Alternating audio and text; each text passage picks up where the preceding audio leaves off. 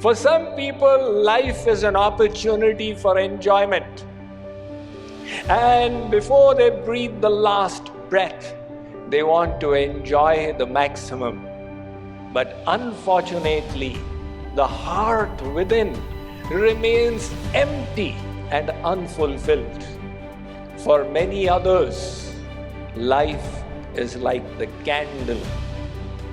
The aim of the candle is to give light to the others, to serve, to illumine to its limited capacity until it melts. You see, the interesting thing is that the more you divide happiness, the more it multiplies. One old lady had tons and tons of money and everything that money could buy. And yet, she felt an emptiness, a lack of joy and bliss in her heart. She went to meet a counselor and explained her predicament. The counselor said, let's try and find the secret of happiness from this cleaner man. The cleaner man had a bucket in one hand and a broom in the other.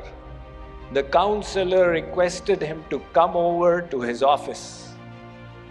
That cleaner put his equipment by the side and came and sat down. The counselor said, "You are always smiling. You seem to be having a fountain of bliss within you. Can you share your secret of happiness?"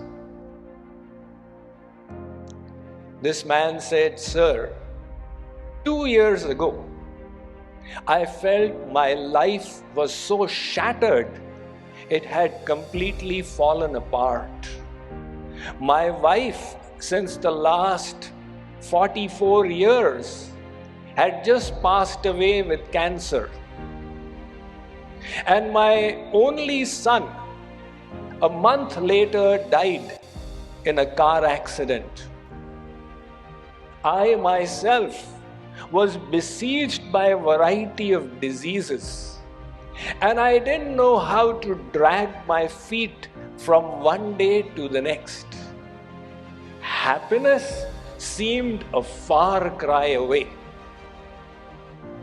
However, one day, as I was returning from the market, a little kitten started following me. When I reached home, I felt pity on that little creature. I went into my house, filled a saucer with milk, and offered it to the little one. The kitten licked the saucer dry and then purred as the cats do and started rubbing its back against my legs. For the first time in many months, I smiled. And then I thought that if doing a good deed to this little creature brought happiness to me, if I can do the same to many human beings, I might find the secret of joy. I knew there was an old lady suffering in the neighborhood. I baked some cookies and took them to her. Subsequently, whenever I got the opportunity to do good in accordance with my little abilities, I did not miss it. And that is the secret of my happiness.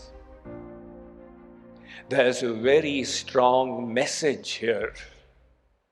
You see, the interesting thing is that the more you divide happiness, the more it multiplies. This spiritual realm is completely the reverse of the material realm. As a child myself, I was exceptionally fond of playing sports. Although if you look at me, it doesn't look like that, but I was.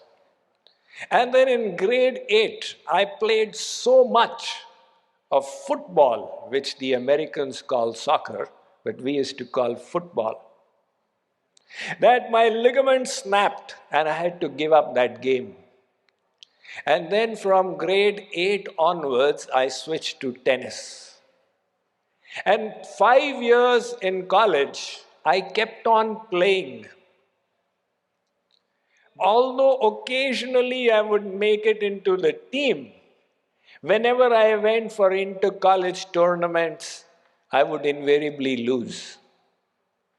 And do you know why I kept losing at tennis? Because I didn't have a strong serve. Service was not my forte. And then I realized that life is so much like tennis.